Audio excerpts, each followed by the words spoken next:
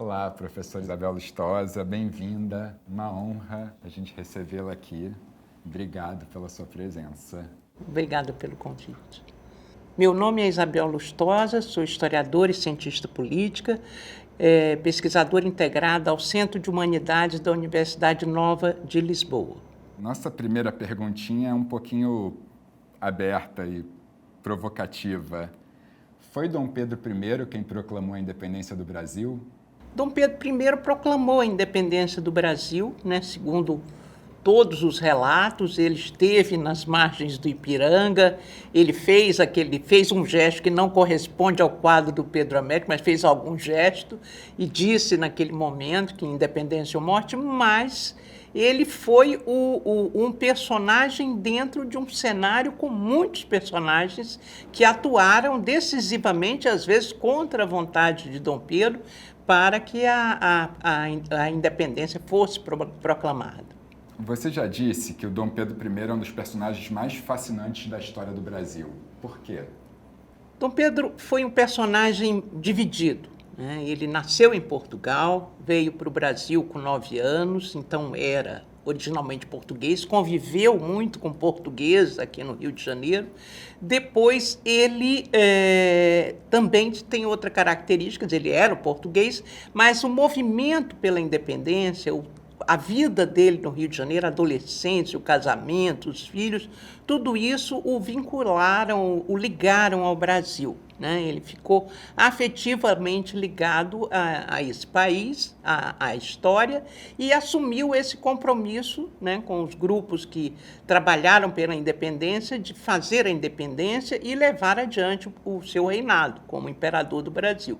Então, ele, depois disso, no entanto, apesar dessa vinculação com o Brasil, ele era frequentemente taxado de português, de não tão brasileiro, de não estar fazendo o que devia ser feito pelo Brasil. Isso se acentuou depois da morte do pai dele, quando ele se tornou rei de Portugal e considerou a possibilidade de ser rei de Portugal e imperador do Brasil. Então, a partir de 1826, mas especialmente a partir de 1828, quando o irmão dele, Dom Miguel, assume a coroa portuguesa, toma o poder, se declara rei absoluto, ele se ocupa imensamente da questão portuguesa. Isso cria uma reação forte contra ele e se acentua essa acusação de estar mais interessado, ter mais apego a Portugal do que ao Brasil.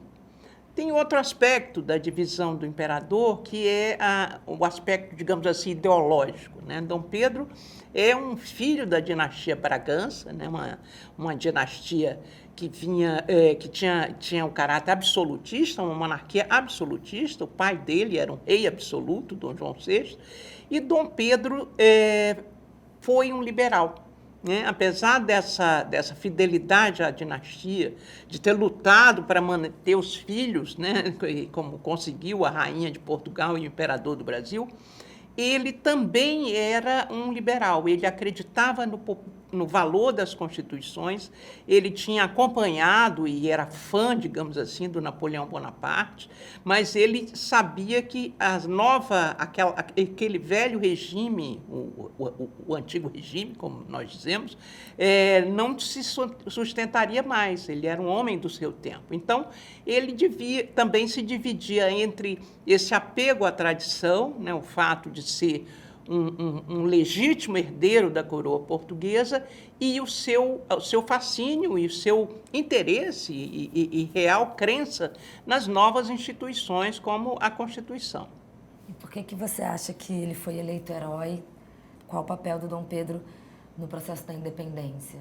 Dom Pedro foi, de alguma forma, levado à independência. Ele, no primeiro ano em que ficou aqui como príncipe regente, ele não tinha intenção nenhuma de fazer a independência. Ele estava aqui como regente, em nome do pai dele, príncipe regente, e ficaria aqui o tempo necessário, mas não tinha projeto de tirar o Brasil da ligação com Portugal. A ideia dele era manter os dois reinos, enfim. A princípio, ele estava aqui como príncipe regente e governante, ficou muito orgulhoso de ter poderes sobre essa nação, etc., mas era fiel às Cortes de Lisboa. Quer dizer, as Cortes de Lisboa, como se sabe, é uma Assembleia Constituinte, né, que depois da Revolução de 1820, no Porto, foi formada para redigir, né, a Constituição da monarquia portuguesa, a primeira vez que Portugal ia ter uma Constituição, e esses revolucionários e que se tornaram deputados constitucionalistas vão exigir a volta de Dom João VI, primeiro, e o rei volta em abril de 1821, e depois começam a exigir também a volta do Dom Pedro. Eles não queriam que o Brasil mantivesse seu status de reino, né? O Brasil tinha sido deixado de ser colônia oficialmente em 1815 e elevado a Reino Unido, quer dizer, com o mesmo status, né, administrativo, governativo que Portugal. Então, isso não era não era desejável para os que estavam governando de fato Portugal, apesar do rei ter voltado, era a Assembleia que ditava o que ia ser. E havia decidido que o príncipe voltava para a Europa e o Brasil passava a ser administrado província por província a partir de juntas governativas que se comunicariam direto com Lisboa. Estavam tentando, de alguma forma, tirar a centralidade, a capitalidade do Rio de Janeiro, né? O Rio deixaria de ser capital e o príncipe deixaria de ser príncipe regente aqui. Então, esse foi o motor, né, da luta pela independência. Quando esse projeto ficou claro para os brasileiros, principalmente os brasileiros do centro-sul do Brasil, né, o Rio de Janeiro, São Paulo e Minas, e isso foi francamente rejeitado, né? Isso era uma queda, um retorno quase foi visto, né, como um projeto de recolonização. Então, essa presença do príncipe entre nós, na hora que ele é convocado, intimado a voltar a Portugal, representava a presença de uma instituição. Sem o príncipe, o Brasil podia ser qualquer coisa, república, democracia, o que fosse, que naquele tempo era mal visto, digamos assim. Então, as elites ilustradas, especialmente o José Bonifácio de Andrada, o futuro Visconde de Cairus, José da Silva Lisboa, outros intelectuais, Gonçalves Ledo, enfim, se unem em torno desse esforço para convencer Dom Pedro, isso foi em dezembro de 1821, a não ir embora.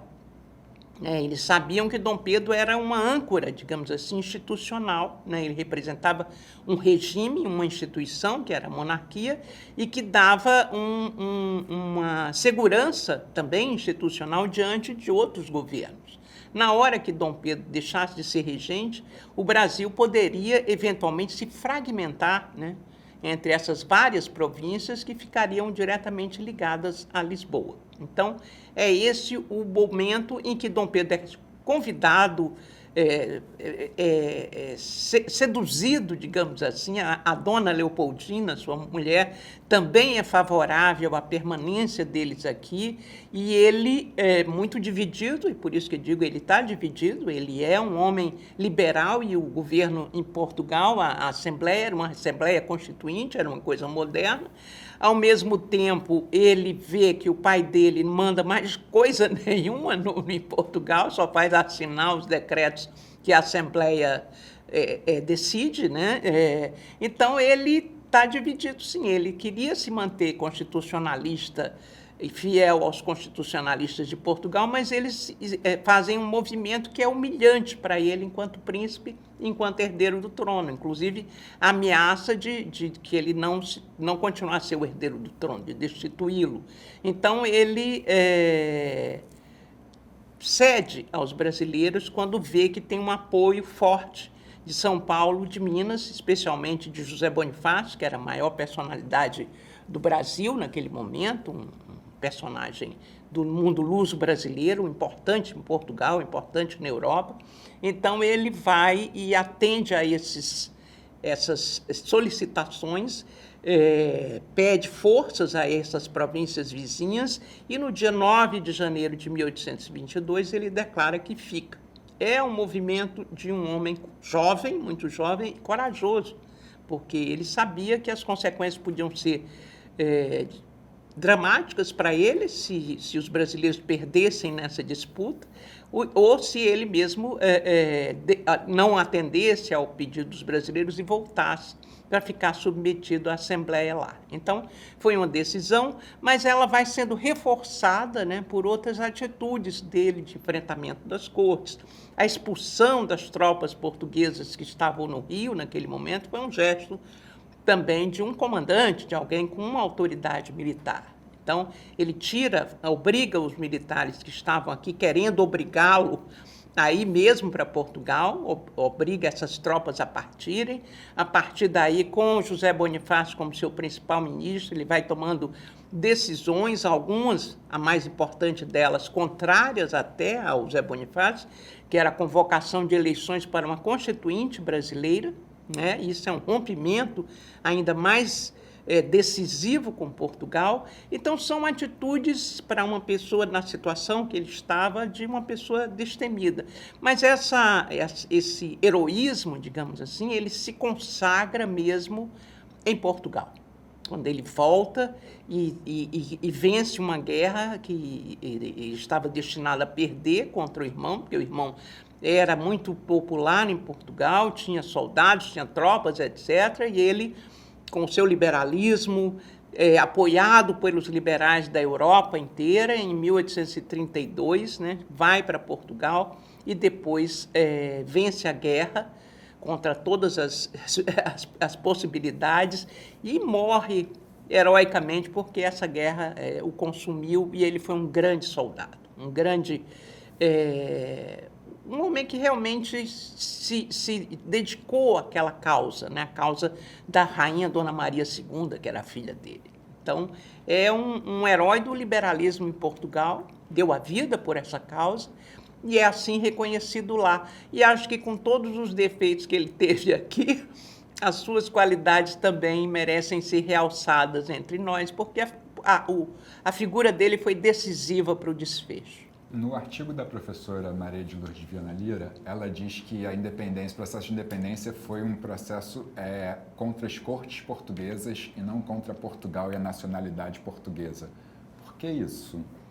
Na verdade, éramos todos portugueses, né? Todos nós éramos. O José Bonifácio, até o fim, foi um orgulhoso português. Tínhamos orgulhos de ser descendentes de Camões, de falarmos a língua de Camões. Tínhamos e continuamos a ter depois mesmo da independência. Então, havia uma questão fundamental e cultural, que era a essência do povo brasileiro. Apesar da presença africana, dos indígenas aqui encontrados e de uma certa miscigenação dessas culturas com a portuguesa, é ela a cultura predominante, é a língua que se fala, né? A língua é minha pátria.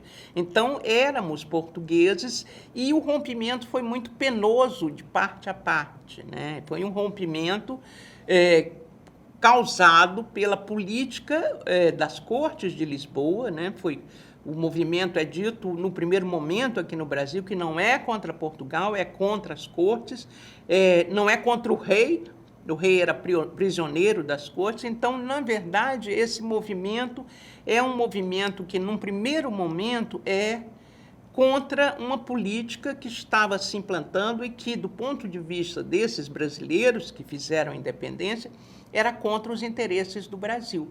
Então, o movimento da independência ele é construído como uma reação, ao contrário dos outros países na América Latina, né, onde as independências foram processos muito mais longos.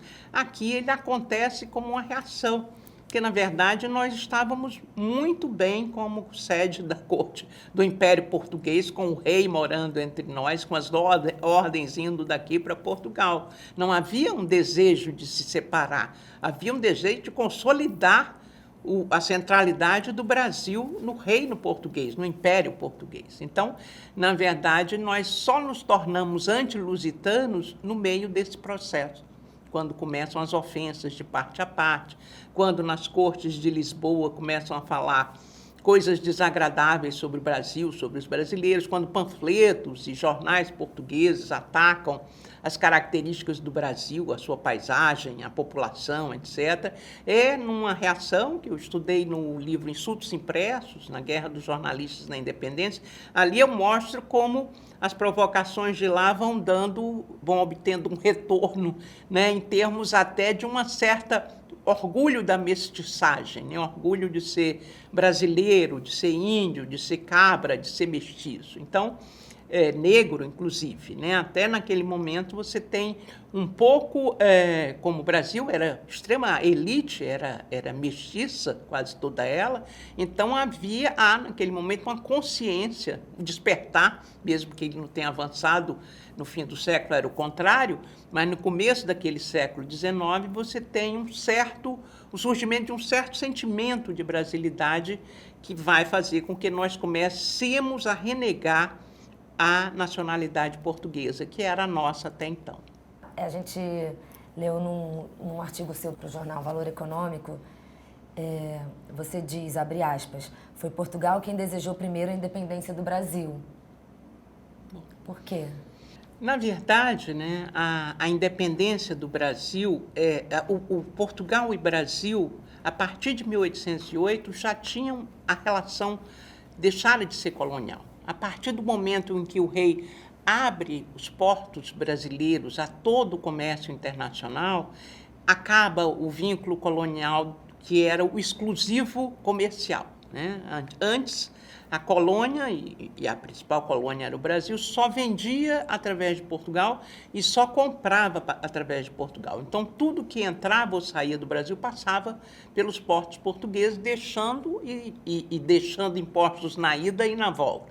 E isso fez com que o final do século XVIII, em Portugal, fosse um país muito rico, muito próspero por conta dessa circulação intensa de mercadorias, né? Muito açúcar, tudo que se produzia de couros e de algodão, etc., passava por Portugal antes de atingir os outros mercados europeus. Então, com a abertura dos portos, que foi absolutamente necessária, porque Portugal estava tomado pelos franceses, não fazia mais sentido, e porque os ingleses que patrocinaram a vinda da corte para o Brasil tinham exigido isso, os ingleses estavam sendo sufocados por Napoleão Bonaparte, porque o Napoleão tinha decretado o bloqueio continental. Na Europa, ninguém podia comprar mais nada da Inglaterra. Os portos todos foram obrigados por Napoleão a serem fechados aos navios ingleses. O fato é que esse bloqueio continental deixou os armazéns ingleses abarrotados de mercadoria, tremendo prejuízo, e eles precisavam de mercados para escoar aquela produção. E é aí que eles pressionam e obtém, claro, o livre comércio com impostos muito abaixo até do que o das mercadorias portuguesas, para a entrada das mercadorias inglesas, e realmente se tornam poderosos no comércio de várias províncias brasileiras. Em todo lugar você tem uma presença inglesa forte.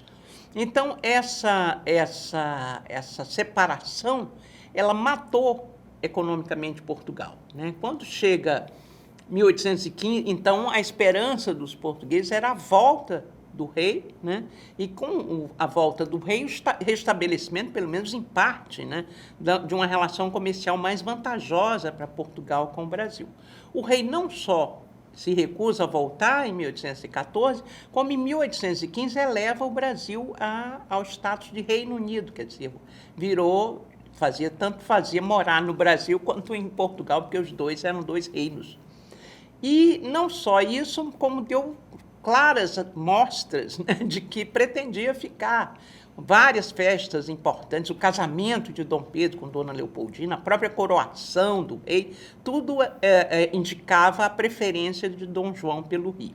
Então, é nesse contexto que esses jornais, que surgiram na Inglaterra a partir de alguns imigrantes portugueses, intelectuais, liberais, maçons, né, é que vão começar a questionar se o principal deles, o investigador português, vai fazer uma análise da situação já em 1818, dizendo que qual era a vantagem, se estava previsto, né, e era uma previsão de um filósofo francês importante, o Abad Duprat, de que o Brasil fatalmente ia se separar de Portugal, que fatalmente, se o rei voltasse para Portugal, o Brasil não ia ser mais colônia de Portugal.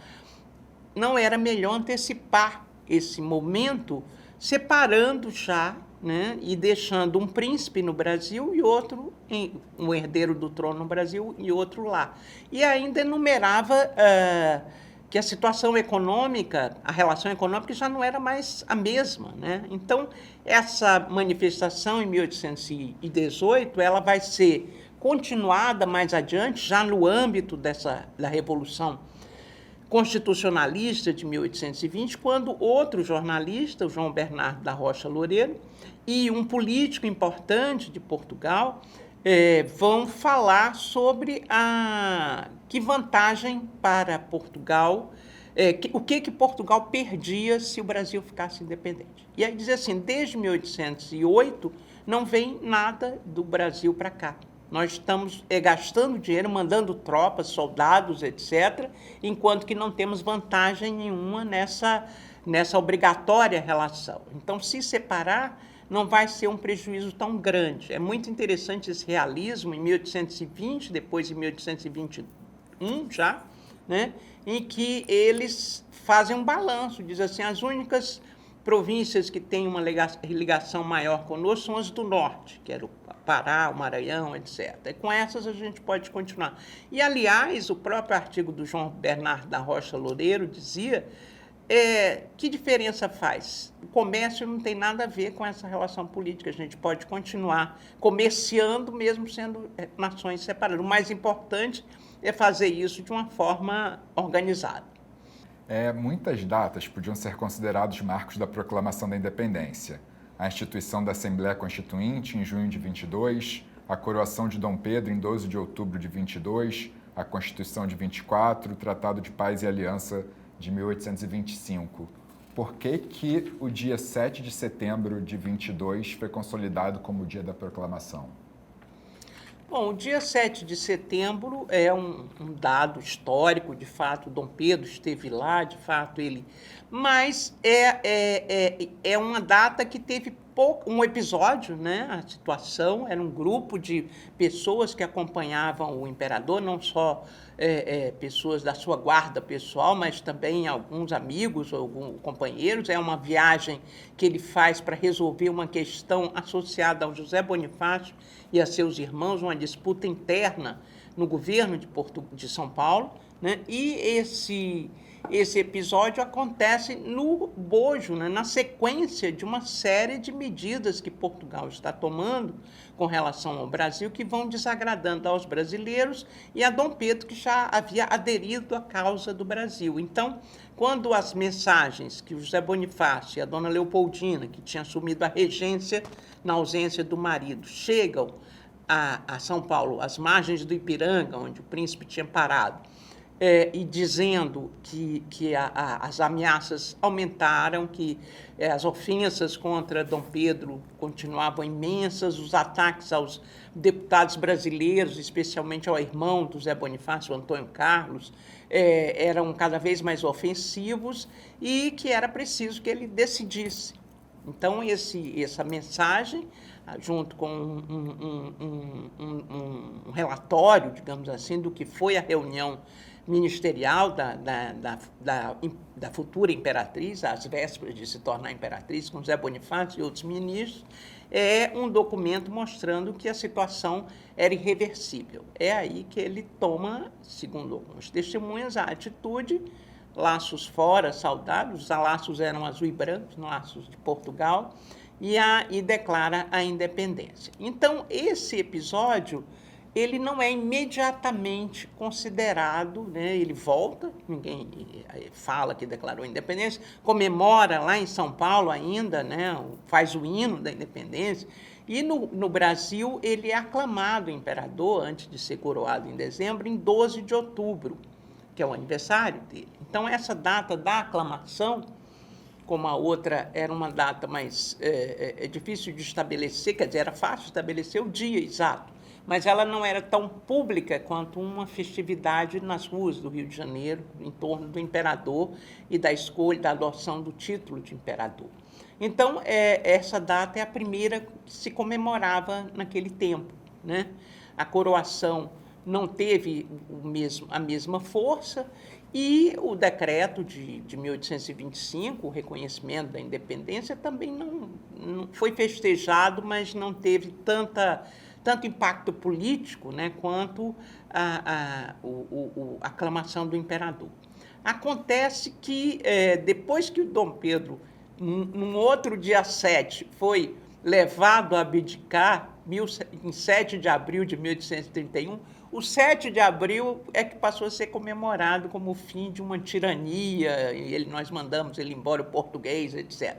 Então, as datas, mas, segundo os estudos da Maria de Lourdes Viana Lira, o 7 de abril começa a ter, o 7 de setembro começa a ter esse papel a partir de 1825, já no período das negociações com a Inglaterra e Portugal para o reconhecimento, porque interessava, era uma espécie de captura da narrativa. A tese dela é muito interessante, porque é como se o Visconde Cairu, que é o historiador, né, o Zé da Silva Lisboa, o grande intelectual daquele momento, que com a queda de Bonaparte passa a ficar mais próximo ainda de Dom Pedro, vai escrever uma história, né,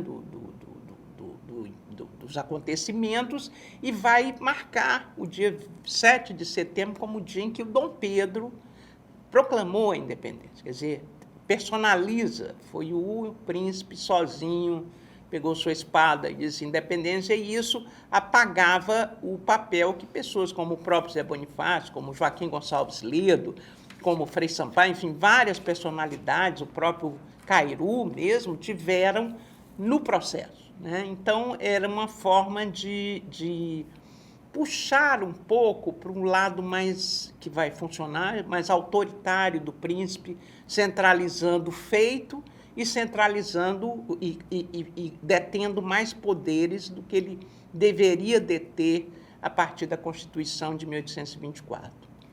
Qual a importância da escolha dessa cena histórica do Grito do Ipiranga para a construção da nação? Todas essas escolhas, datas, símbolos, hinos são escolhas, são produzidos por alguém, não surgem, né? São coisas que alguém escolheu, o verde e amarelo do Bragança, Habsburgo, para as cores da bandeira, os personagens que ornavam o pano de boca do Teatro São Pedro, pintado por Jean-Baptiste Debré, que são a presença do negro, do índio, enfim, de personagens, né, que conformavam a nação brasileira, o reconhecimento que naquele momento, com o poder que o Zé Bonifácio tinha, foi importante. Ele era um homem a favor da miscigenação, a favor da integração do índio, do fim da escravidão, da integração do negro à população brasileira, formar uma nação a partir dos materiais que existiam aqui,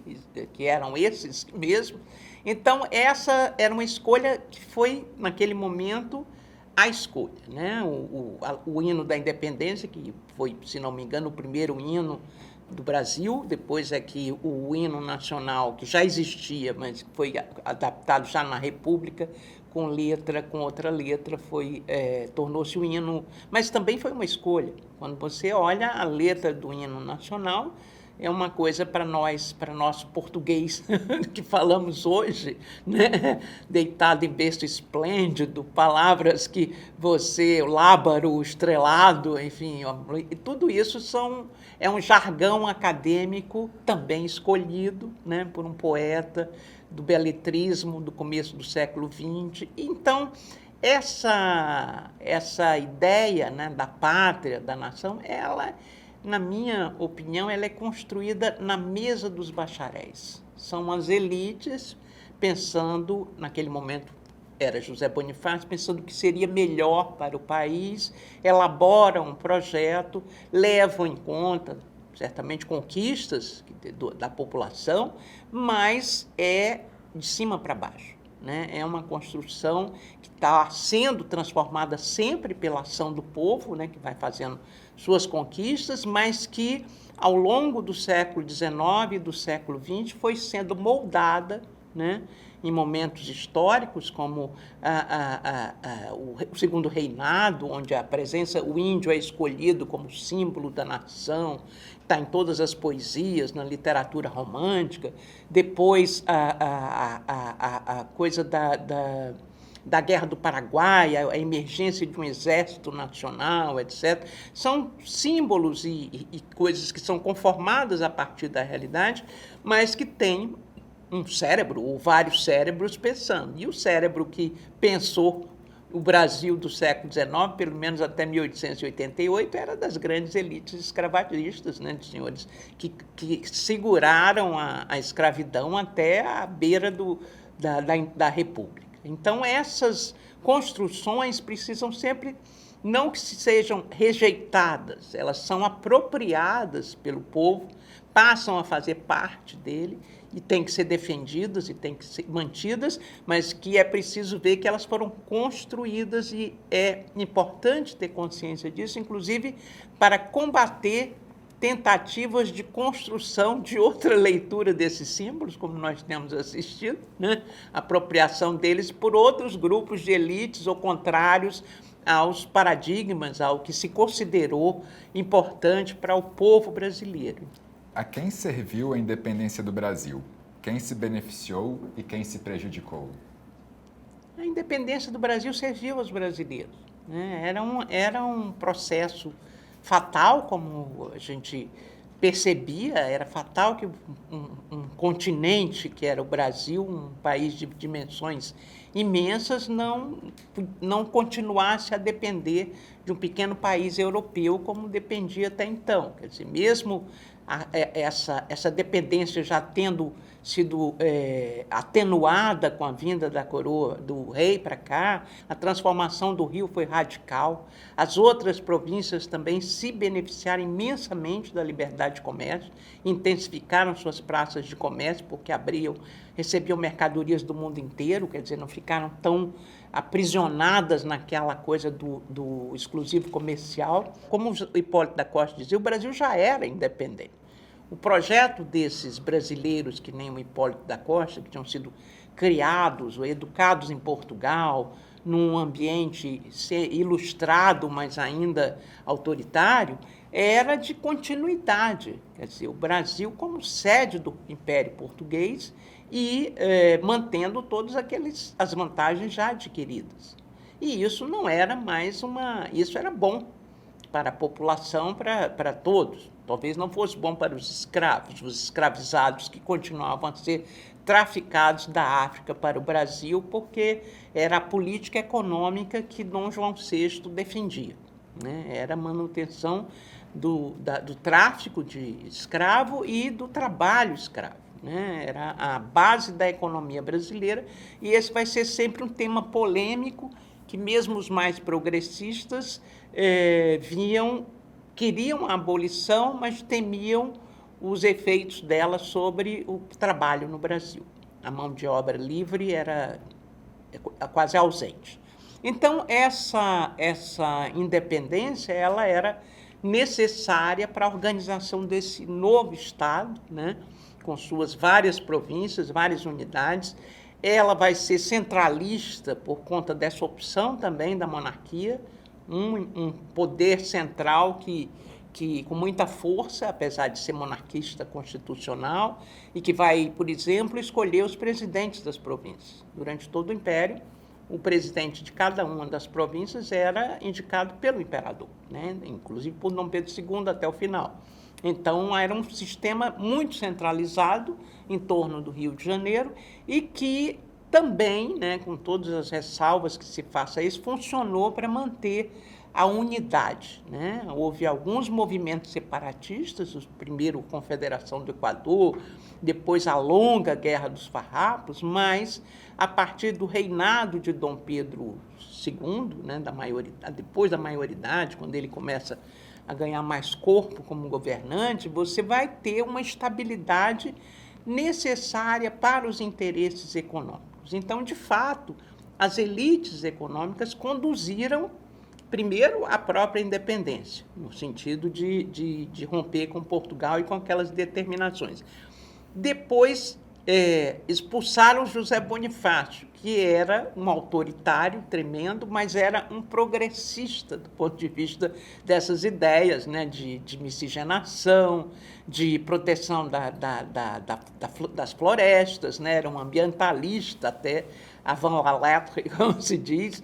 Então, tinha um projeto de Brasil que era o contrário do que as elites, que eram traficantes negreiras, né, traficantes de escravos, grandes proprietários de terras. José Bonifácio queriam fazer uma espécie de reforma agrária, de medir o latifúndio improdutivo, coisas que, claro, os donos dessas terras e desses escravizados não queriam. Então, esse projeto foi logo deixado de lado. Voltaram muitos dos comerciantes portugueses que passaram aquilo que tinham pensado alguns portugueses, jornalistas, como eu falei antes, se realiza, né? As casas de comércio continuam a ser predominantemente portuguesas, as conexões continuam muito vivas, há uma predominância também de comerciantes portugueses no Brasil, no comércio, né? Pelo próprio espírito da sociedade portuguesa, que era muito comercial. É muito interessante porque há uma participação popular nas guerras da independência, né? Hoje em dia, muitos trabalhos mostram, mas sempre questiono meus colegas, tipo assim, eles sabiam que queriam se separar de Portugal, né? Queriam romper os portugueses maléficos, etc., porque, na verdade, e alguns historiadores acreditam nisso também, essas populações que lutaram na Bahia, no Piauí, elas queriam, talvez, o benefício indireto de uma causa que não era delas. Eles achavam que no bojo da independência viria a libertação dos escravos, para os escravizados que lutaram, ou que viria mais direitos para os homens livres de cor, enfim. E lutaram, talvez, contra Portugal, contra os portugueses, e outros lutaram a favor de Portugal pelos mesmos motivos, porque a guerra não foi só um lado de portugueses e brasileiros contra brasileiros, havia brasileiros, de gente do povo dos dois lados, lideradas pelas elites, né? Quando você olha quem foi que liderou a revolta lá no Pará, quem liderou no Ciano, eram os homens cultos, ilustrados, liberais, ou mais conservadores, quase todos liberais, que tinham interesses que se aproximavam mais de Portugal do que do Rio de Janeiro, né? Muitos achavam que não tinha vantagem nenhuma para o Maranhão, para o Pará, mesmo para o Piauí, de se manter unido ao Rio de Janeiro. Era muito mais fácil chegar em Lisboa do que no Rio. Então, essa elite era dividida, a do Sudeste e a do Norte não tinham uma relação boa, né? Não havia interesse desse poder todo no Rio de Janeiro. E depois, agora, claro que a nação se forma dessas contradições, né? Naquele momento se forma uma nação. Começa-se a estruturar os governos estaduais, né? Nas regências já começam as assembleias, e isso também distribui mais o poder, enfim, representação. Um aspecto do voto censitário, né? O voto só votava quem tivesse recursos, e isso variava. Eu não conheço bem a legislação, mas sei que às vezes esses recursos eram muito elevados, às vezes eram baixos que democratizavam até o voto. Mas, de qualquer maneira, é um projeto, uma nação construída a partir das ideias de seus bacharéis, dos seus homens cultos e das suas elites. Então, é o que somos. Foi o que deu para arrumar. Então, esse é o Brasil que nós todos somos sujeito e objeto dessa história, né? Fazemos a história pelos nossos movimentos e somos também transformados por ela, pelas ações que não dependem só da gente. Bom, voltando a essas revoltas populares que aconteceram pelo Brasil, que você acabou de mencionar, Bahia, esse ano de 2023, a Escola de Samba Beija-Flor de Nilópolis, como você deve ter visto, veio com um enredo chamado Brava Gente, o grito dos excluídos no centenário da independência. E na sua convocação eles convidam a todos a refundar um novo marco da independência do Brasil, a data de 2 de julho de 1823, quando terminaram as revoltas populares pela independência, na Bahia. Como você vê o fato de uma escola de samba trazer esse enredo esse ano? Qual a importância que você acha que isso tem para o Brasil de hoje? E como você enxerga essa proposta desse novo marco da independência no Brasil? Bom, o novo marco, pelo que eu entendi, é o dia da independência da Bahia, né? Mas depois da independência da Bahia, teve a do Maranhão e a do Pará, que também foram muito guerras sangrentas. Acho que tem sempre o que é uma construção numa escola de samba, né? É uma alegoria com muita síntese, né? E o samba enredo, o sujeito tem que ser muito criativo, né? E é interessante você comparar, né, essa nova escola de samba com esses temas, né, com as do samba exaltação, que marcaram o regime militar, e mesmo depois do regime militar, houve sempre uma espécie de euforia, né? Vem cá, Brasil, deixa eu ler a tua mão, enfim, várias outras coisas, do norte era não sei o quê, enfim, um canto, né, de exaltação do país, das suas riquezas, etc., sempre muito simplificado, porque o recado dado num samba, em alegorias, né, as fantasias que as pessoas preparam, os carros, tem que ser mensagens assim, muito imediatas, né, diretas. Eu acho que faz parte do movimento que a gente está vendo em várias áreas, né, da luta pela agora mesmo, as questões relacionadas à prisão de pessoas negras só por causa da cor, né, isso está um tema em discussão no Supremo Tribunal, a questão da presença das mulheres nas instituições, Então, essas questões emergiram com muita força nas últimas décadas e elas são transformadoras, né? Você pode dizer assim, eu gostava muito de contar aquelas piadas e agora não posso. Não pode mais, porque é assim que a história muda, né? É assim que os sujeitos pregaram e convenceram que a escravidão era uma coisa inevitável, que tinha que ser mantida, que o negro, inclusive, se beneficiava da escravidão, etc.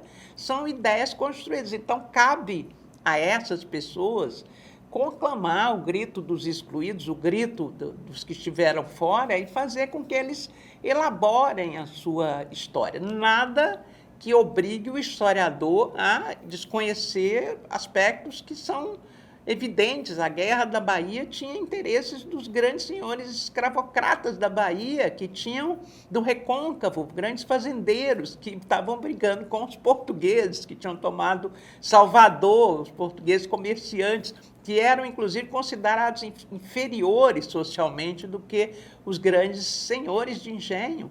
E a questão também envolvia a escravidão, porque eles não queriam... estavam perdendo seus escravos para a luta armada, quer dizer, para a luta armada. Estavam sendo convocados os escravos. O Labatille, o general Labatille, o francês, ele foi execrado e foi, inclusive, preso, porque executou não sei quantos, 30 escravos, etc., e os donos ficaram irados, porque os escravos, eles achavam, os escravizados deles poderiam ser corrigidos, e a gente sabe quais eram os métodos de correção para eles voltarem ao serviço e atenderem. Os estudos do João Reis, lá da Bahia, mostram isso. Então, na verdade, são apropriações. Claro que é mais bonito pensar nas marisqueiras que foram atacar os portugueses malvados e etc. Mas, para o historiador, ele tem que dizer assim, é importante ressaltar, e as ressalvas talvez a gente tenha que fazer na nota de pé de página do texto, mas que essas coisas não foram bem assim. Agora, que uma leitura mais forte, né, da presença do negro na história, do índio, é importante, das mulheres também, é importante, porque mesmo vendo de uma forma idealizada, ela acaba contaminando, ganhando o imaginário popular e passando a ser ideia força, né? Talvez não tenham sido assim na Guerra da Bahia, mas hoje são assim na Guerra da Bahia de hoje, né? Na guerra que a população negra trava diariamente contra a polícia nas suas comunidades. Pensando na importância das construções simbólicas para como a sociedade se conforma a partir disso, né? E aí indo para o quadro do Pedro Américo, Independência ou Morte, que retrata o grito do Ipiranga, ele foi pintado 70 anos depois, quase 70 anos depois, num Brasil às vésperas da República. Como você acha que esse símbolo da monarquia heróica, lá de 1822, vem ser pintado e patrocinado como um marco desse Brasil já às vésperas da República? Que lugar você acha que esse quadro ocupa? Por que Dom Pedro se interessa por esse símbolo e como é que essa transição se dá? Assim? Porque, na verdade, o Dom Pedro II, né, ele, quando começa a tomar consciência das coisas, como ele começa a participar mesmo, né, ele foi elevado à maioridade, ele tinha 14 anos. Né? Então, a partir do momento, ele cerca de... Era um menino velho, digamos assim, né? Uma criança que foi educada com muitas restrições, né? Tudo para não ser parecido com o pai dele. Então, educação rigorosa, pouca diversão, poucas distrações, né? Muitos estudos. E ele amadureceu cedo, de fato, e quis ser imperador cedo, mas, e por isso ele quis exercer o papel dele de, na verdade, se o pai fez a independência, ele vai ser o construtor da nação brasileira, né? No sentido de construir os símbolos. Né? É ele que promove a Confederação dos Tamoios, um poema, né, de exaltação do índio, é aí que se solidifica, né, se marca a figura do índio porque não podia ser o negro. O negro continuava levando chicotada nas fazendas e tudo. Então, o índio era algo distante, né? Não se via índio mais, que também tinham sido eliminados da vista das pessoas. Então, ele começa um processo de progresso científico, né? Tem um trabalho interessante chamado Os Bolsistas do Imperador, vários, o Pedro Américo mesmo, o Vitor Meirelles, o Carlos Gomes, né? Pessoas que produziram obras importantes, foram bolsistas de Dom Pedro, né? Com o dinheiro do bolsinho do imperador, muitas pessoas se formaram no exterior. Então, esse momento é um momento de criar a nação ideal, né? A nação que não tem... o Dom Pedro I daquele quadro, ele é o herói que vai fazer a independência, que vai ser, enfim, só coisa boa, nada dos 1001 defeitos. E assim com outros personagens da história, né? A construção, a galeria do Sisson, né? Aqueles retratos, lá são os grandes homens que fizeram a história do Brasil, pegar e edificar uma memória nacional, né? Positiva, e cada vez mais próxima, digamos assim, da civilização, que era europeia e era muito francesa naquele contexto. Então, essa pintura, né, que foi muito bem estudada pela Lilia Schwartz, no seu último livro, mas que é um trabalho que ela vem falando sobre ele há muito tempo, ela é representativa disso, de uma construção, né? Não é um retrato, não é um quadro, e ela vai mostrar nos estudos dela que não era alto, era baixo, que não tinha rio, enfim, é muito interessante porque ela descobre, inclusive, uma publicação, creio que é uma publicação do próprio Pedro Américo, contando como é que ele escolhia isso aqui do quadro do fulano francês, que estava muito bom, e aí me inspirei nele para fazer esse ângulo, botei o personagem central que não estava lá em cima, lá no alto, enfim. É uma construção, uma alegoria, né? Algo para despertar sentimentos, né? Algo que é bonito, é grandioso, aqueles cavalos, né? Aquela coisa, aqueles uniformes maravilhosos, e não houve nada disso na cena. Então, o objetivo, que nem a estátua depois da praça, hoje da Praça Tiradentes, que era a Praça da Constituição, que tem Dom Pedro segurando a Constituição, é essa ideia de um país sendo construído só com coisas positivas. Não se falava da escravidão, nem que já era uma nódoa, né, na imagem do Brasil. Então, esse quadro ele se insere num tipo de arte também, né, e o trabalho da Lília também mostra isso, que se fazia, né, a arte, os quadros do Napoleão, os quadros de cenas de guerra, todos eles são construções que o artista tem que seguir, inclusive uma técnica para aquilo ficar mais convincente, mais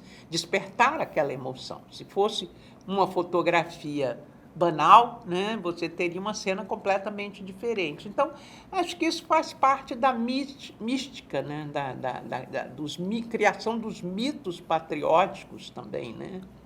É mística e é mítica também, porque tem um lado meio religioso nessa adoração da pátria, né? Um exagero, e que funciona também para acobertar o lado negro da história. Na medida que você elege uma história que só foi positiva, você exclui os excluídos, você deixa de fora toda a gente que foi morta nessas guerras, todas as pessoas, todos os escravizados que foram mortos, torturados, etc., os índios massacrados de forma violentíssima, ainda já com Dom João VI no Brasil, enfim. Então, você tem uma história que fica na sombra para que essa, que era chamada antes História dos Vencedores, né, ela resplandeça e crie no povo, nas pessoas, através da escola, através dos livros didáticos, um sentimento de patriotismo que pode ser transformado. Parte importante da sua pesquisa trata do papel que a imprensa teve no processo de independência do Brasil. Se o quadro do Pedro Américo é uma imagem construída a serviço de um projeto político, a gente pode pensar em alguma imagem que a imprensa brasileira construiu e qual projeto político essa imagem estava a serviço?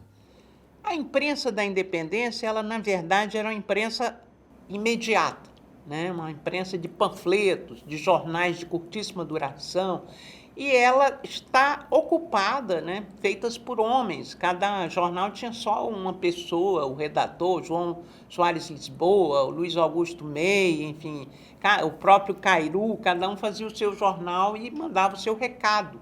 E era um recado interessado no sentido de que Brasil essas pessoas desejavam que emergisse daquele processo, né? Todos, com algumas nuances, eram constitucionalistas, o Cairu um pouco menos, o Zé Bonifácio também, mas queriam estavam escrevendo naquele momento e debatendo, e se ofendendo, e se agredindo em defesa de determinadas ideias. Acontece que, ao defender essas ideias, eles também construíam imagens. E o campeão da construção, os campeões da construção, do uso da imprensa naquele momento para criar uma imagem, foram os irmãos Andrade, principalmente o Zé Bonifácio.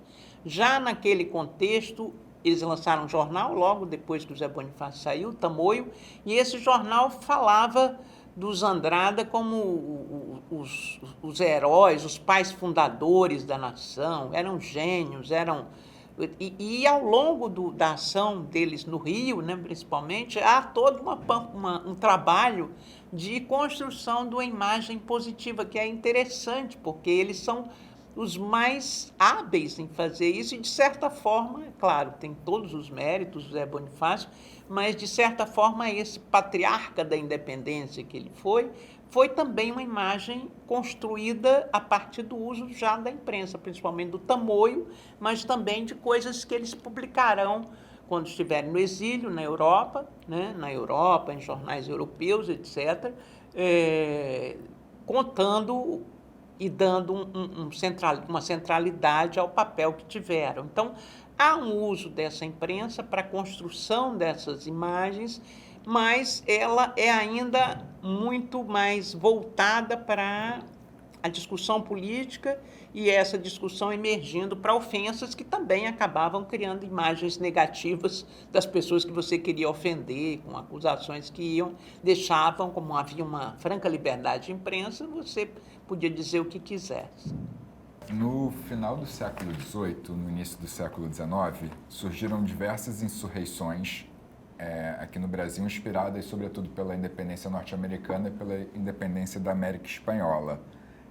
Insurreições com pautas republicanas e abolicionistas. A gente pode afirmar que a independência do Brasil adiou o processo de proclamação da República aqui? No contexto da independência do Brasil, a República tinha um estigma, digamos assim. Se ela, no começo, principalmente na época da Inconfidência, que foi muito inspirada na Revolução Americana de Independência, a República dos Estados Unidos é um modelo. Acontece que depois dos Estados Unidos teve a Revolução Francesa, e a República Francesa ficou associada ao terror, né? E aquilo correu o mundo, a violência com os massacres, a guilhotina incansável durante a última década do século XVIII, deixou uma marca muito negativa na imagem de república. E as revoluções na América Espanhola também, porque sucediam-se os caudilhos, os regimes eram instáveis, as revoluções, a própria história do Bolívar envolve várias idas e vindas, o Francisco Miranda, que foi o grande herói da Venezuela, é logo colocado de lado, vai morrer na Espanha, entregue pelos seus próprios companheiros como um traidor, enfim. O fato é que havia uma visão negativa da República naquele contexto da independência. Então, não houve, no meio dos monarquistas constitucionais, digamos assim, das pessoas que cercaram Dom Pedro para que ele ficasse, nenhum que se afirmasse republicano. O próprio Joaquim Gonçalves Ledo, que era o mais próximo desse perfil, tinha sido republicano e depois, com a circunstância, né, na verdade, a ocasião era ter um príncipe ali à mão que seria o centro do poder. Então, era melhor uma monarquia constitucional que parecesse muito com uma república do que uma república que era inviável porque não tinha apoio. Então, a república aqui no Brasil não se constituiria, pelo menos com o Brasil com o formato que ele tem. Poderia haver, como houve a Confederação do Equador ou a República Farroupilha, mas não mantendo essa integridade, só foi mantida pela centralidade do poder lá da monarquia, na mão dos dois imperadores, e pela força das armas também, e pelo dinheiro das elites que estavam interessadas em manter a paz para poder vender seu café, o açúcar do Nordeste, o algodão, enfim. Então, na verdade, são duas realidades e duas histórias muito diferentes, e a grande diferença no Brasil foi essa ruptura em 1808, não só com a transferência da corte, mas com a abertura do comércio. Então, não foi adiada, porque ninguém sabe que república sairia de um país tão imenso e que com tantos interesses diversos em suas várias partes. Ainda nesse tema da república, intriga um pouco a gente como que um marco da monarquia, que é a proclamação da independência, e essa data celebrada, e o quadro do Pedro Américo celebrando essa data, ela é incorporada nos festejos da República, logo depois da proclamação da República. Você podia falar um pouco disso? Bom, o quadro ele foi incorporado ao Museu Paulista, né? Ele ficou de molho, foi feito no Império, mas só começou a ganhar, isso eu li, eu acho, no trabalho da Lília, mas só ganhou o status depois, em torno da construção do museu e da inauguração dele, que, se não me engano, foi lá também. Então, na verdade, há uma necessidade de construir uma história, né? E a história, para aquela república, ela precisava se sustentar na história que antecedeu. É verdade que os republicanos vão eleger o Tiradentes como símbolo, que era o Tiradentes, uma vítima da família Bragança. Foi a avó do Dom Pedro I quem mandou matar o Tiradentes. Então, há aí uma reação o próprio banimento da família real, né? Ele se mantém até, acho que em 22 é levantado, quando o Conde de finalmente vem ao Brasil. Então, há aí uma tentativa da República de reduzir a força desses símbolos. Mas, centenário da independência, e o mais interessante é que essa independência, esse quadro, vai ficar em São Paulo. Não tinha sido, se não me engano, não foi feito para lá. Então, São Paulo toma conta, sequestra a independência, digamos assim. São Paulo, com seu museu, São Paulo, onde a dona Leopoldina nunca esteve, coitada, tinha até perdido o marido para uma paulistana, para uma santista. Enfim, todo essa construção em torno da independência, se não me engano, em 1922, vai se dar mais em São Paulo do que aqui no Rio de Janeiro. Aqui no Rio de Janeiro você tem a grande exposição, o arraso do Morro do Castelo, a construção daqueles pavilhões dos quais só restou o da Academia Brasileira de Letras, se não me engano. Então, há uma mobilização, como a gente já falou, de interesses econômicos, políticos, e naquele momento, o 22, interessa a São Paulo o protagonismo dos paulistas, do Zé Bonifácio à frente, e, de certa forma, a captura do Rio Ipiranga, né, como cenário, e tudo isso também é uma apropriação trabalhada da história. Voltando um pouco para a independência mesmo, o tráfico negreiro se intensificou muito logo após a independência. O interesse escravocrata influenciou no processo da independência? Como? Bom, o tráfico negreiro, ele começa a ser combatido pela Inglaterra ainda em 1807. Na saída do Dom João, os ingleses querem condicionar um fim do tráfico. Então, ao longo do reinado do Dom João inteiro, né, houve uma queda de braço entre o rei, Dom João, primeiro príncipe regente, depois rei, e a Inglaterra, porque a Inglaterra tinha adotado a abolição dos escravos e investia no trabalho livre e ficava em desvantagem com os produtos dos países que tinham trabalho escravo. E também queria controlar, né, o Portugal, que era uma espécie de quintal da Inglaterra. Então, o Dom João aderiu totalmente aos traficantes negreiros, que foram sua base de sustentação no Rio, né? A casa que ele foi morar na Quinta da Boa Vista era de um grande traficante de escravos. Ele é uma elite que também se torna elite no sentido mais assim da civilização, de hábitos de elite em torno do rei, né? Toda uma coisa que não havia, que as elites eram matutas, né? Tinham sua casa na fazenda e de vez em quando vinha uma cidade, as mulheres eram invisíveis, enfim. Então, toda essa mudança de uns e outros, tanto do rei quanto dos seus súditos brasileiros, foi um processo em que a questão do tráfico foi fundamental.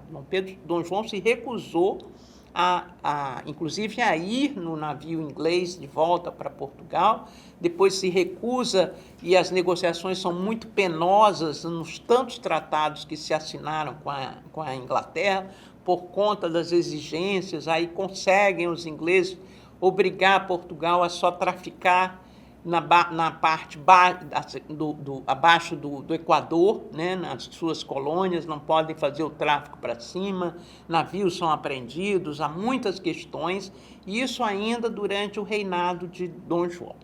Na transição e na proclamação da independência, esse processo, você vai ter um homem moderno, né, no primeiro ano do governo, que é o José Bonifácio de Andrada. E seus opositores, que eram mais modernos do ponto de vista do constitucionalismo, não eram tão contrários à escravidão. Não é que as pessoas fossem a favor da escravidão. Ela era vista como um mal necessário. Não temos gente para fazer isso.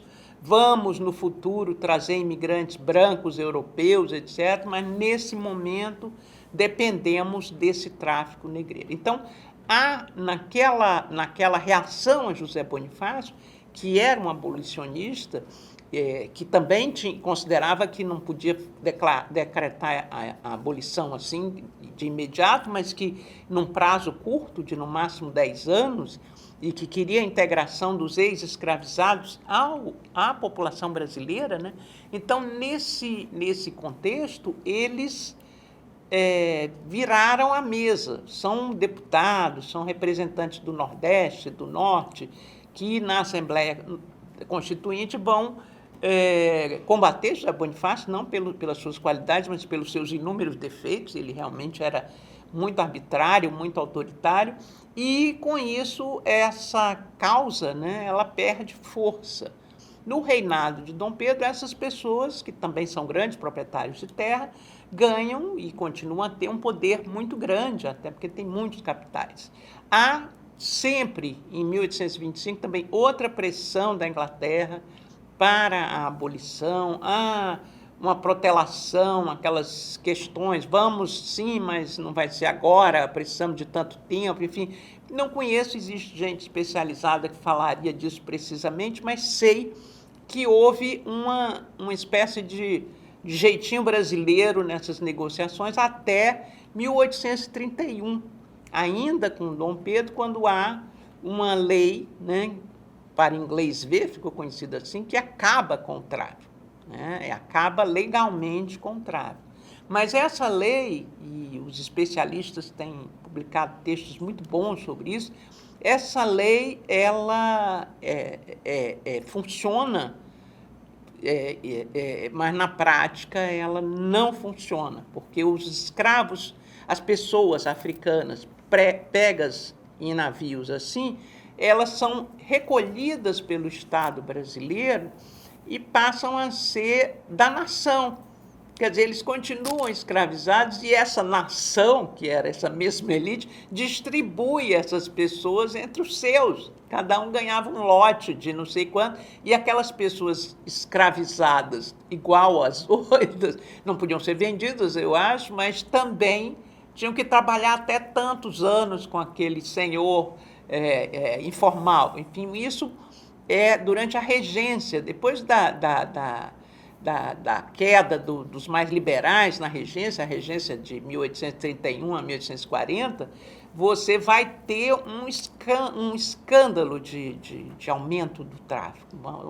O tráfico aumenta de forma assim, exponencial com essa lei. É impressionante. Então, na verdade, eles ganharam. E eles ganharam, inclusive, no segundo reinado, porque é eles que vão dar o tom, né, com esse discurso. Há um estudo do Alain Youssef, um historiador brasileiro, que mostra como a imprensa vai funcionar para legitimar, dizendo isso, tanto dizendo que a escravidão civilizava o africano que entrava em contato com a igreja e babá, quanto dizendo que era indispensável para o progresso do Brasil. Então, esse discurso na imprensa vai ser, como se diz assim, hegemônico quase até 1870, por aí, quando você começa a ter, de fato, um movimento abolicionista. A independência serviu para quem? A que interesses? E aí você respondeu, aos brasileiros. Mas quem eram os brasileiros naquele momento, né? Na verdade, eles todos eram brasileiros, né? Todos, até o imperador português era brasileiro. E todos, né? Alguns grupos tinham projetos, outros não tinham projetos nenhum, outros queriam a liberdade. Essas pessoas todas estavam no território brasileiro, construindo suas identidades aqui a partir das suas comunidades, né, às quais estavam integradas, a partir da religião católica, por exemplo, que vai predominar, a partir da igreja, que também é uma força política e econômica muito grande. Então, você está construindo uma nação a partir de muitos elementos, mas certamente sempre é preciso levar em conta quem tem o poder econômico mais facilmente domina o poder político, domina a comunicação, como esse caso da imprensa do Segundo Reinado, e com isso você forma, inclusive, na cabeça das pessoas, a convicção de que era isso, né? Tanto muitos escravizados adquiriam esse sentido de pertencimento ao seu senhor. É um fenômeno psicológico, sociológico para se avaliar, mas a verdade é que você é formado, né, no contexto histórico, na situação histórica em que você vive. Como é que você se rebela contra isso? Contra um poder absoluto você não tem escolha. Muitos se suicidavam. Uma pessoa era dona de você para que ela quisesse. Então, isso não há como você formar uma consciência de luta se você sabe que você vai morrer. Então, ou você se mata logo, ou você morre lutando, ou você se conforma. Então, não tem... É algo que é preciso ser sempre pensado, né? Que situação era essa? É que nem campo de concentração. Acho que é bom sempre associar isso, a situação dos escravizados, mesmo na cidade talvez menos, mas é uma situação de absoluta submissão, domínio absoluto de alguém, escravo, né? A palavra escravo. Então, acho que havia muitos povos no Brasil, havia os libertos, né? Quando a gente lê o Memórias de um Sargento de Milícias, é uma sociedade muito divertida, muito engraçada, muito malandra, e são os libertos, são homens livres de cor, são pessoas que se viram naquele Rio de Janeiro dos tempos do rei, né? Era no tempo do rei, ao começo do livro. Mas essa variedade, e a gente, como está aqui no Rio, acaba pensando muito daqui, mas ela muda de lugar para lugar, né? É diferente no Maranhão, é diferente no Pará, onde você tem ainda remanescentes de indígenas formando a população. Não há, assim, um povo brasileiro. Era uma nação que estava se constituindo com todas as contradições políticas, econômicas, sociais, e a palavra tinha o uso que as pessoas quisiam dar, né? O cara podia dizer que o povo... a coisa mais contraditória nessa imprensa que eu trabalho é a quantidade de coisas, a liberdade. Vamos nos libertar dos grilhões do colonizador, mas os grilhões dos escravizados era tão contraditório falar em liberdade, em grilhões, num ambiente que você tinha do seu lado uma pessoa agrilhoada, né? Então, é um universo que precisa ser sempre pensado do ponto de vista das suas inúmeras contradições, né, e do povo que o compunha. O próprio hino da independência, né, diz que os grilhões que nos formavam, né, tipo, fala dessa liberdade dos grilhões. Tipo... O mais impressionante é isso, né? Quando você olha as gravuras do Debré, pessoa com máscara de ferro, porque comia terra ou comia o que não devia, outro com argola, andando na rua, vendendo coisas e tudo, estavam sendo punidos daquela forma infame. E naquele mesmo cenário tem homens livres, brancos, a maior parte, escrevendo sobre a liberdade, sobre os direitos do homem. Então, é uma contradição para nós tão absurda e que, naquele contexto, era como se eles não fossem homens, né? Eu participei de um seminário lá em Lisboa, em setembro, e tinha um seminário sobre imprensa colonial. E tinha um rapaz, a maior parte eram negros de antigas colônias portuguesas. E tinha um rapaz que disse que ele ficava impressionado quando começavam a discutir a independência, acho que de Angola mesmo ou de outro, e que não levava em conta eles, ele, a mãe, enfim, assim, mas éramos pessoas, eles estavam decidindo isso, e você fica assim, eles não viam você como pessoa. A verdade é essa, né? Eles não viam aquelas pessoas como pessoas. Então, ele muito inteligente, muito articulado, mas ele mesmo disse, a minha mãe não sabia ler, blá, blá. Então, eles que, coitados, só chegaram à independência agora, né?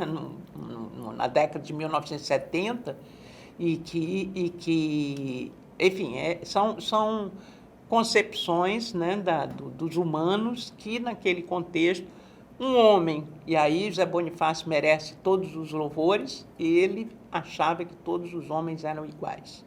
ele tinha essa perspectiva do iluminismo, né, do Rousseau, de que as pessoas nasciam iguais e que, se submetidas, um índio, um negro e um branco, às mesmas condições de educação e enfim, sociais, essas pessoas teriam igual desenvolvimento, dependendo das suas qualidades também particulares. Mas, de qualquer maneira, acreditar nisso, né, naquele contexto, era uma grande abertura para o mundo, e é por isso que ele pensava um Brasil mestiço, um Brasil que incorporava essas pessoas. E os próprios mestiços não se enxergavam como mestiços, né? Essa é a verdade até hoje, né? Até o Ronaldo Fenômeno dizer que não era negro, ou que, enfim, a pessoa não se vê, né? Não se enxerga. Pensando no quadro, essa representação do grito de forma heróica, o desfile da Beija-Flor, eles tiveram um carro alegórico em que, sobre o cavalo, em vez de ter a figura de Dom Pedro, tinha uma mulher negra. Eles construíram essa imagem a partir do que eles estavam propondo ali naquele enredo. Então a gente está fazendo um exercício assim de fabular, uma especulação assim, para você especulando, fabulando. Se fosse para pensar uma imagem, qual seria a imagem da independência do Brasil? Olha, eu não conheço muito a história da Luísa, da mãe do Luiz Gama, né? Luísa Malê, né? Maim. Mas eu acho que essa imagem é uma imagem... Porque esses personagens que lutaram na Bahia, né, e esse estudo... Saiu há pouco esse artigo do João José Reis, ele mostrando que muitos desses que foram soldados, escravizados, que foram soldados, muitos ganharam a liberdade e outros não. O dono, ou então ganhavam a liberdade condicionada até a morte do dono. Coisas desse tipo, mas que tinham lutado, quer dizer, eram pessoas que tinham lutado por uma independência e continuaram na escravidão. E então, esses guerreiros, né, da própria... que eram africanos, ela devia ser africana, né? Então, de uma luta pela liberdade de seu povo, né, eu acho que esses personagens seriam os personagens que mereciam ser homenageados, né? Você pensa, por exemplo, o Antônio Conselheiro, em Canudos, né? Aí tem toda a coisa, era um louco, um fanático, etc. Mas, de alguma forma, ele estava ali construindo uma comunidade livre, né? No sertão da Bahia, com um certo progresso, e há teses que dizem que a perseguição a ele foi por causa dos fazendeiros que ficaram preocupados com aquela mão de obra toda ali concentrada e trabalhando para si mesmo. Então, eu acho que há uma galeria aí de personagens brasileiros, né, que tem o próprio Luiz Gama, que tem um papel importante nesse processo. Porque diz assim, perderam, mas lutaram e, de alguma forma, deixaram, né, o próprio Tiradentes, assim, pessoas que tinham ideais de liberdade e a gente vê que o mundo continua assim, né? Então, essa coisa vai ser interminável, né? As pessoas vão continuar conquistando terreno, perdendo terreno. Então, aproveitar esse momento para os movimentos de gênero e os movimentos relacionados à raça, sexo, etc., é importante porque há uma aceitação disso e é a hora de ganhar espaço contra o que está acontecendo em alguns países do mundo, de uma extrema-direita racista, homófoba, antifeminina, misógina, enfim. Então, essa consciência se constrói, né? Esse espaço se conquista. Então, achei de um simbolismo bonito e... Enfim, são as formas que a cultura popular tem de se apropriar dessas coisas e se apropriar num contexto em que há uma agenda progressista com relação à presença da mulher, do negro, do índio na história do Brasil, é bom.